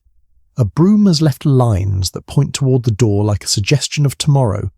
The porch bench remains, as sure as the horizon. The barrel of kindling still has a few pieces and will be full again before morning. You turn toward the lake once more. A few people stand on the main dock, hands in pockets, faces to the west. You stand a little apart and share in the same simple task, watch the day end. There is talk of weather, gentle, useful, hopeful. There is mention of the float plane's likely return time tomorrow. A child asks how far the mail travels, and a voice answers in a way that counts by lakes, not miles. The canoe you saw earlier drifts back as if reunited with a line of light on the water. It slides into its berth beside the dock, bow to the shore, stern still tasting the lake. The paddle is laid gently inside. The rope is tied with a knot that is knowledge wrapped in muscle memory. The moment when the first window lights burn against the dimming slope feels like the day's last bow. You receive it without needing to name it. You feel how the town takes care of itself by taking care of one another. You feel how the lake holds the town the way a broad hand supports a bird. You walk the road again, past the houses and gardens, past the careful wood piles, past a small shed with a sign that reads in simple letters, "Tools, borrow, return, share." The letters are paint on wood, but they are also a way of living. At the edge of town, you pause and turn back. The light is soft now, and the colours have moved into their evening forms. The roofs darken, the gravel pale, the lake like slate with a fine sheen of silver. The dock steadies the composition. The general store becomes a small lantern for the whole arrangement. You stand a little longer because standing is a way of participating. The day invites you to be idle in the best sense, to be present without duty, to let the layers of activity settle around you like a fleece. You accept the invitation. As you begin to walk again, you pass a yard where a ladder leans against a wall. A young maple grows inside a ring of stones. A row of jars on a window shelf catches the last light and sends it back in brief, kind flashes. The jars hold beans, rice, and something that looks like wild blueberries. This is supper saved from summer, winter softened by memory. You think of how the day made room for each task and each pause, a store that gathers people like a careful basket, a wood yard where method becomes quiet strength, a dock where a canoe teaches stillness by moving, a float plane that bridges distance calmly, a town that breathes with the land. You reach the bend in the road where trees on both sides form a gentle arch. You step beneath it as if entering a small chapel. The air is cooler here. The resin note is tender and low. You carry the town with you for a few steps, and then it begins to carry you. Behind you, the evening continues with small, bright routines. Dishes washed, boots arranged by doors, a book opened, a radio turned to a low, familiar voice. Ahead of you, the path empties into a steady quiet that is less an absence and more a field where the mind can rest. The daily life of this place has settled into you. It feels like a well-built shelf that takes the weight you give it and asks for nothing else. You hold a picture that is more than a picture. The porch with its benches, the stacked wood, the dock and canoe, the smooth, deliberate lift of the float plane, the ease of names spoken without hurry. You are part of this rhythm simply by noticing it. You are a good listener to its modest music. You walk with the pace that towns like this prefer, measured, steady, kind. And the town in return walks with you, as the lake walks with the shore, as a day walks into evening, as a story walks toward its rest. You leave the town's soft routines behind and follow the shore again. Evening has loosened the day's knots. The general store is a gentle square of warmth now, the ledger closed, the porch benches holding the shape of conversations that can wait until morning. Your steps find a slower measure. You're moving toward a quiet corner of the lake. The path narrows and lets the alder lean in. A flat slab of granite offers itself like a bench. You sit and let the stillness widen around you, the way water widens when a cloud leans down to see itself. The lake is vast and patient. It holds the sky with careful hands. Colour begins as a thin wash, then thickens. Gold gathers at the horizon, then lifts into apricot, into a soft rose, into a blue that has learned to relax. The water receives each shift and gives it back a little softer, a little longer. High above, a single veil of cirrus catches fire and then fades to a pale peach script across the upper air. Lower clouds, thin as breath, take the colour and dilute it into gentle pastels. The gradient from west to east becomes a long, elegant sentence. Copper, amber, coral, lavender, and then the first thoughtful blues. You watch the brushwork of the light across the lake. A band of copper drifts toward you. Faint and sure, the shallows show their stones like a quiet constellation. A strand of reed writes a single, fine line on the surface and keeps its place.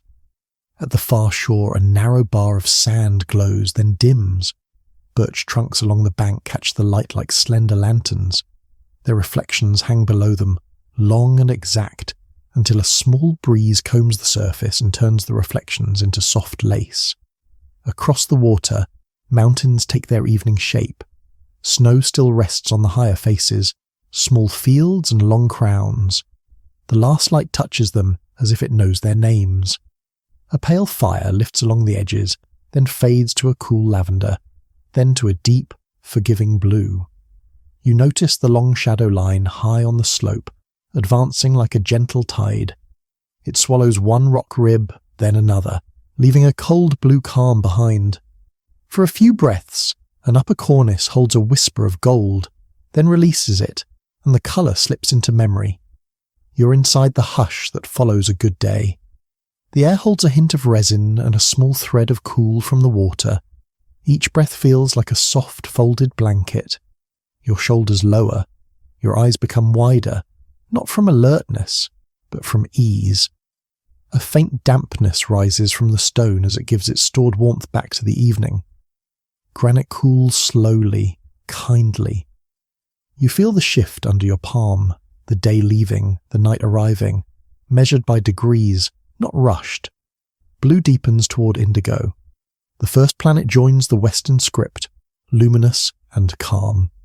Its reflection sets a small coin of light on the lake, slightly elongated, gently wavering. It is enough to make the whole scene feel held. Behind you, a path rises gently through the trees. You take it without hurry. It's only a short climb, a turn, a few quiet steps, and then the land opens with a kind of grace that does not need announcement. You are on a silent viewpoint above the lake. Here, the world arranges itself into simple lines. Shore, water, peaks, sky. The light is thinner now, quickening in its tenderness. The last brightness slides from the higher snowfields like a careful hand being withdrawn. The ridges lose their detail first, then their edges. The peaks become shapes you feel more than see. Far below, a thin tongue of current moves along the shore, silk on slate. Beyond it, deeper water keeps its stillness like a vow. The colour holds near black with a faint bloom of blue, as if the lake itself remembers the daytime sky and will let it go only when the stars insist. You stay and watch until the final thread of light leaves the loftiest cornice. The mountain does not mind the dark. It has worn it many nights before. The snow takes on an ash-blue tone that looks like rest itself. The lake below turns to indigo, a listening colour. A small breath of air comes down valley, cool and clean, a quiet messenger from the upper slopes. It touches your face and passes, carrying with it a hint of rock and ice. In its wake, the world feels newly arranged, precise and peaceful. You lean against a boulder still warm from the day. The warmth pairs with the cool air and settles into balance. A single star arrives above the ridge, then a second a little to the south. They hold steady, patient and bright. Time begins to slow inside your chest, as if it has found a better pace. Higher up, the evening star sharpens. A faint cluster reveals itself near the shoulder of a peak. Tiny points gathering like friends at a small table. The sky darkens one shade at a time, never skipping, never hurrying. However, you remain on the lookout until the sky begins its shift to velvet. The band of light in the west thins into a soft ribbon and then drifts into memory. You take a last look at the now gentle silhouettes of the peaks and carry them down inside you like calm companions. Back at the shore, you find a small ring of stones. A few dry pieces of wood rest inside, well arranged and patient. When flame arrives, it is modest and kind, a small column of warmth in the near dark. You sit at a respectful distance, and the light places a quiet amber on your hands. You're by a campfire as the first stars take their true places. The flames move without hurry. They lift, fold, and settle. Embers pulse in a slow, even rhythm, the colour of late autumn leaves. A thin ribbon of wood smoke climbs into the night and becomes part of the sky's own design. The fire draws a soft circle. Around it, the lake widens into calm shadow. Beyond that, the mountains keep their careful watch. The sky's clear and dark, stars appear in handfuls, then by whole rooms. A pale river of light writes itself from horizon to horizon, delicate and sure. You listen to the fire's small language.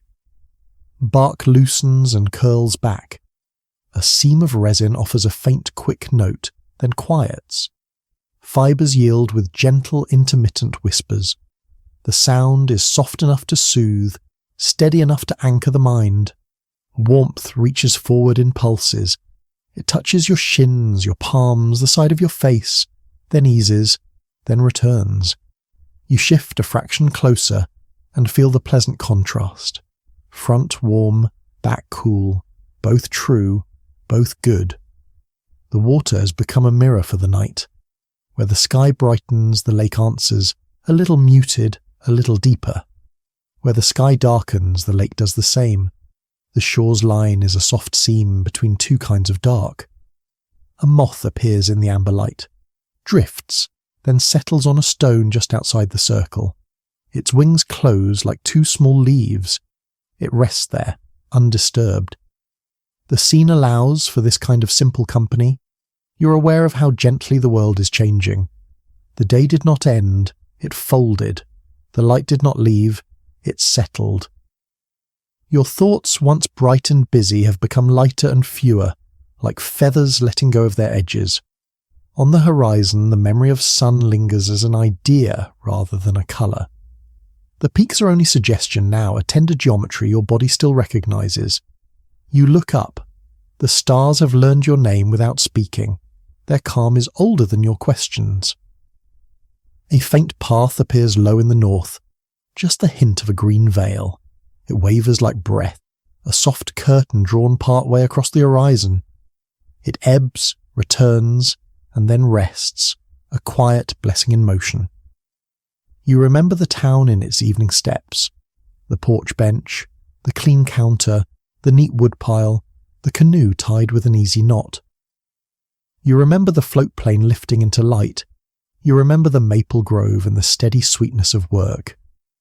Now all of those images sit around the fire with you, friends who need nothing. The flame lowers and steadies. Logs lean toward one another and glow at their centres. Sparks rise in slow, deliberate arcs and go out just above your reach. Each one is brief, and each one is beautiful. A small star rehearsing the longer light. You're content to say nothing. You let the night speak its fluent language. Warmth, coolness, distance, nearness. The lake wears the sky like a good coat. The mountain wears the dark like a familiar song. You wear your own quiet like a blessing. Closer in, details soften. The edges of your boots become only shapes. The line of your sleeve turns from fabric to shadow to presence. The fire paints your hands a gentle bronze and then a softer tone, then returns to its own work of inward brightness. When you close your eyes, the light remains behind them for a moment, a warm after-image. It fades to a kindly grey, and then to a deep, restful blue. You open your eyes again, and the world is still here, unchanged and further settled. A light breeze explores the reeds and returns carrying a cool trace of open water. It passes through the circle of firelight and lifts the smoke a finger higher. The smoke threads apart and rejoins, its pale ribbon written and rewritten in the same patient hand. You think of the canoe that moved along the afternoon dock, of the careful stroke and the long, easy glide. You think of the river you followed, of the cedar and birch whose gifts were turned into skill and shelter. You think of the snowy peaks now resting in their own quiet. All of it feels connected by the same patient thread. You notice dew forming along a blade of grass near your boot. Tiny beads align themselves, each one a small lens taking in stars and flame and the dark between. When you shift slightly, the beads slip into a new geometry and settle again. The fire takes on the low glow of coals. You draw your seat a little closer, more for companionship than for heat. The stones around the ring hold a mottled shine. The shadows between them deepen into gentle wells.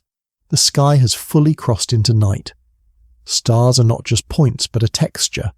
Some are bright and near, some are faint and far. Together they make a canopy that seems to breathe with you. Your breath rises and falls, and the sky seems to expand and contract in the same measure. A satellite skims quietly across the dark, a modest, steady ember moving from pine to peak to pine again. It fades at the edge of your seeing and leaves the night as it found it. Calm, generous, whole. You lean back on your hands and feel the coolness of the ground. Granite under palm, a few grains of sand, a stray needle. The land holds you up without effort. You feel the simple miracle of weight and rest. The lake, though vast, feels intimate now, as if it has brought its far edges closer for a better conversation. The mountains, though large, feel kind, as if they have bent their tall attention to the fire's small radius. Nothing presses, everything supports. You choose one star and keep it for a minute. It waits with you. You let another star enter your sight. It arrives the way a good word arrives, clear, calm, inevitable. You're in no rush to connect them into shapes. The space between them is a comfort. At the edge of the fire, a small twig leans and becomes light. It glows for a moment, then returns to carbon and soft ash. The pace is perfect. The lesson is simple. Everything takes its turn. Beyond the shore, a fish turns just under the skin of water, leaving a ring that travels outward in patient circles until it meets the reflection of a star and passes through it without harm. The small movement adds depth to the stillness, proof that calm is not emptiness, but lively peace. You pull your gaze to the water and watch the subtle changes along the shoreline. The night adds small blue to the indigo. The last colour of the day has gone from the peaks, and the world no longer expects anything from you. It is easy now to expect nothing from yourself. In the east, a slim crescent rises, silver and sure. It sets a faint path on the lake, a thin seam of light that quivers with the breath of air. The path comes toward you and stops at your feet, as if to say, "This is far enough. Rest here. You are here at a quiet corner of a vast lake, under a sky that knows the names of stones and rivers and old snow. You are a guest, welcome and unhurried. You let that knowledge settle at the bottom of your ribs like a smooth pebble. The fire lowers again. A final thin flame lifts and bows. The coals are a patient field of red, evenly spaced, lightly pulsing. You can read their warmth without moving closer. You can feel their company, even if you close your eyes. A gentle coolness collects along the ground. You pull your collar a little closer, not against discomfort, but as a sign that you are paying attention to the air's quiet advice. The warmth from the coals reaches to meet you halfway, and the agreement is kind. You listen to your breath and find it slow. You feel the gentle weight of your limbs as they sink a little deeper into rest. The shore around you becomes the soft geometry of sleep, a circle of stones, a horizon of mountains, a roof of stars, the long mirror of water. You study the coals the way people study maps, their faint currents, their shifting islands of orange, their small dark gulfs. The more you look, the more you see a path, into stillness, across it, and through. You're ready to go still with the world. You're ready to become part of the quiet that makes morning possible. The night will keep its watch. The lake will keep its calm. The mountains will keep their shape. The fire will keep its soft heart as long as it needs to, and then it will rest too. You draw the night closer like a blanket. Your gaze loosens. Your body learns the posture of ease from the rocks, from the water, from the sky. One more breath, slow and clean. One more glance at the bright, kind pattern above. You close your eyes again, and the picture remains. The colours of sunset now remembered by the water. The last light leaving the snowy peaks like a promise fulfilled. The small, steady glow of the campfire pressed gently into the dark. You're held in the large, quiet hands of this place. You're safe to drift deeper. The land has shown you its softest corner. The night has opened its most generous room. You are in every way that matters now at rest. You stay beside the quiet coals. The night has settled. The sky has opened. You are still. You are small and safe beneath a wide, gentle dark. It is the profound silence of the northern wilderness. A sky full of stars. They are steady. They are kind. You breathe in the hush. You breathe out the day. The coals pulse in a slow, red rhythm. A soft crackle rises now and then, delicate and calm. The wood gives its last light without hurry. You feel the warmth on your shins. You feel the cool of lake air on your back. The balance is perfect. You let your shoulders drop a little more. You let your jaw grow quiet. You let your thoughts drift like tiny boats on a still bay. The mountains are dark, patient shapes. The lake is an ink blue mirror holding 1,000 small lights. The trees keep a gentle watch. The air smells like cedar and clean stone. You are part of the quiet. You are part of the night. Your breath takes the calm in. Your breath lets the calm go back out. Slow, easy, kind. You notice the way the stars gather near the horizon. A faint river of light arches overhead, pale and soft. Here and there, a trace of green lifts and thins along the far north. It fades and returns like a sleeping breath. You listen to the last gentle crackles of the fire. They come softly, then rest. They come softly again. Each one is a small reassurance. You are not alone. You are not needed for anything now. The night is doing the work of night. You are allowed to do nothing. You are allowed to rest. A path of pale sand leads from the fire to a quiet cabin tucked among the trees. You stand slowly. Your body is heavy in a pleasant way. You walk without breaking the softness. The cabin is simple. Round logs, well fitted. A small window holds a square of stars. The door opens with ease. You're inside. The world is even quieter here. The scent of clean wood and wool, the dim amber glow from a small lamp, a bed that knows how to hold a tired body.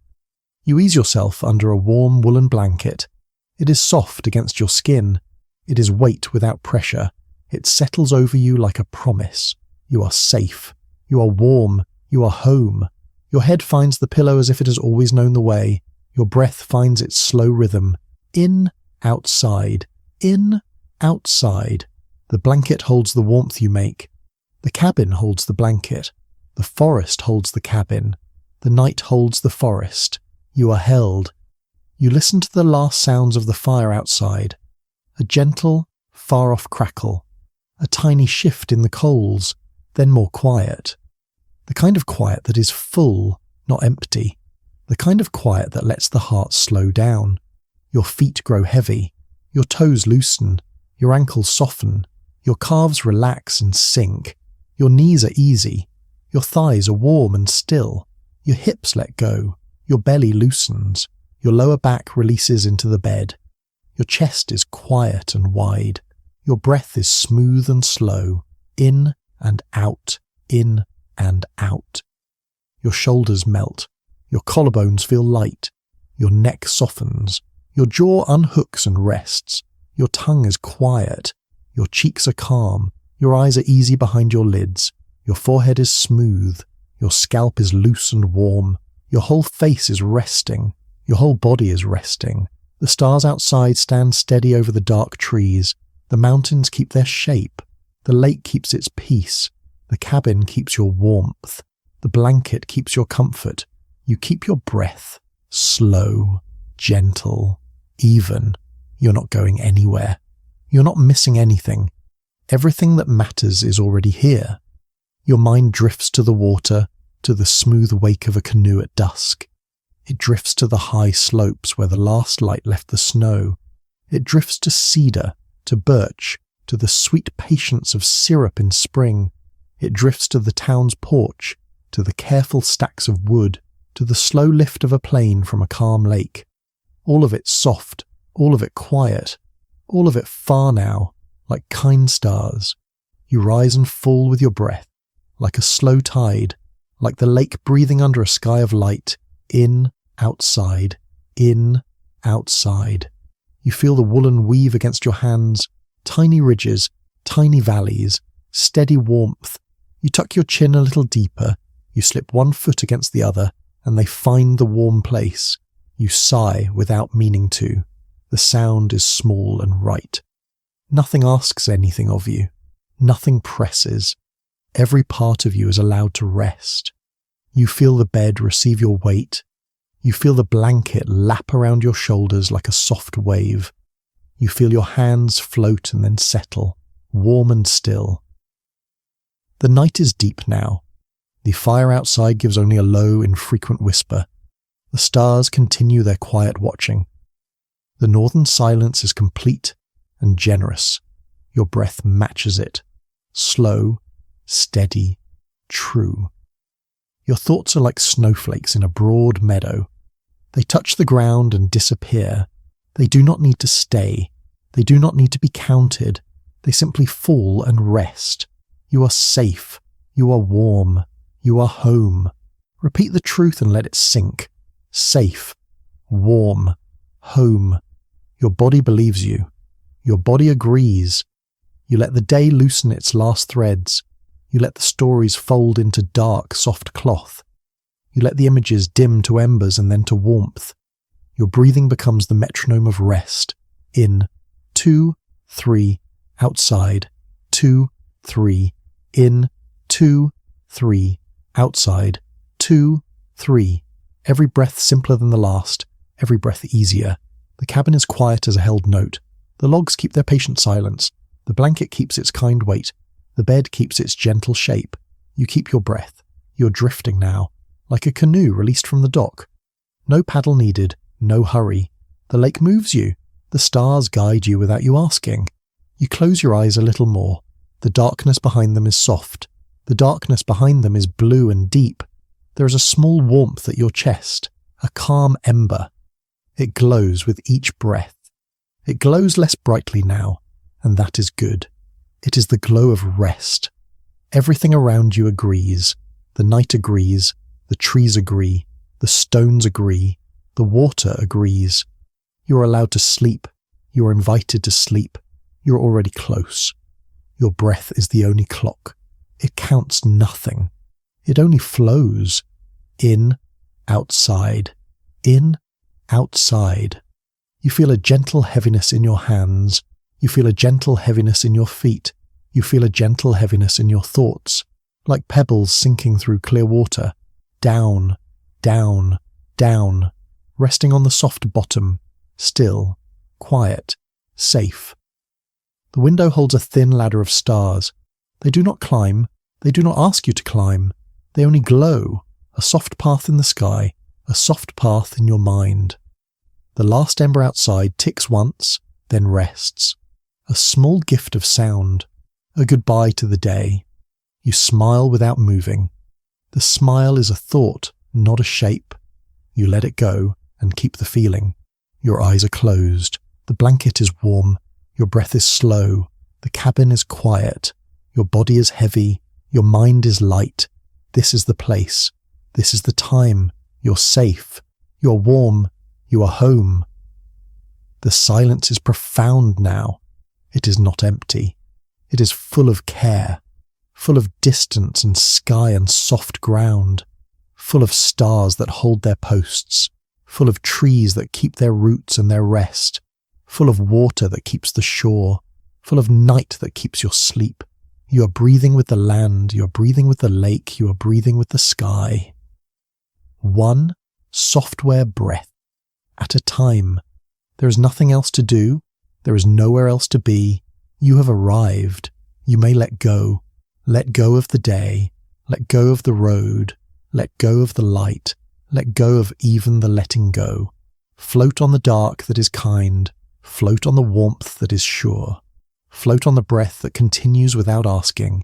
In, outside, in, outside. Each breath longer, each breath quieter. Your body is a shoreline. Your breath is the tide. The tide is slack. The water rests. The shore rests. You rest. The world narrows to simple things. Wool, wood, warmth, weight, breath. Dark, stars, peace. You turn a little. The bed meets you. The blanket follows and finds each curve. Your shoulder is easy. Your hand is open. Your legs are heavy and still.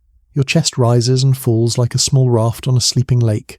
Slow, steady, sure. The fire gives no more sound now, only a memory of glow, only a remembered warmth, which is plenty. Your mind is almost quiet. Your body is already quiet. You're almost sleeping. You're already sleeping. The stars keep watch. The night keeps its gentle guard. The cabin keeps its hush. Your breath keeps its rhythm. In, outside, in, outside. A little slower, a little softer, a little deeper. You feel yourself passing through the last doorway. It is wide. It is welcoming. It opens into a room of calm. You step through without moving. You do not need to hold anything. You do not need to remember anything. You may simply be. You may simply sleep. Safe. Warm. Home. The words become breath. The breath becomes rest. The rest becomes sleep. The sleep becomes deep, deeper, deeper still. The night softens into one constant tone. Your body softens into one constant ease. Your thoughts become a gentle drift. You are drifting. You are drifting down. You are drifting deep. You are drifting into quiet. The quiet holds you. The quiet keeps you. The quiet loves you. You're safe. You're warm. You're home. Your breath is slow. Your breath is soft. Your breath is steady. Your breath is sleep. Now you sleep. Sleep. Sleep. Sleep. Peace.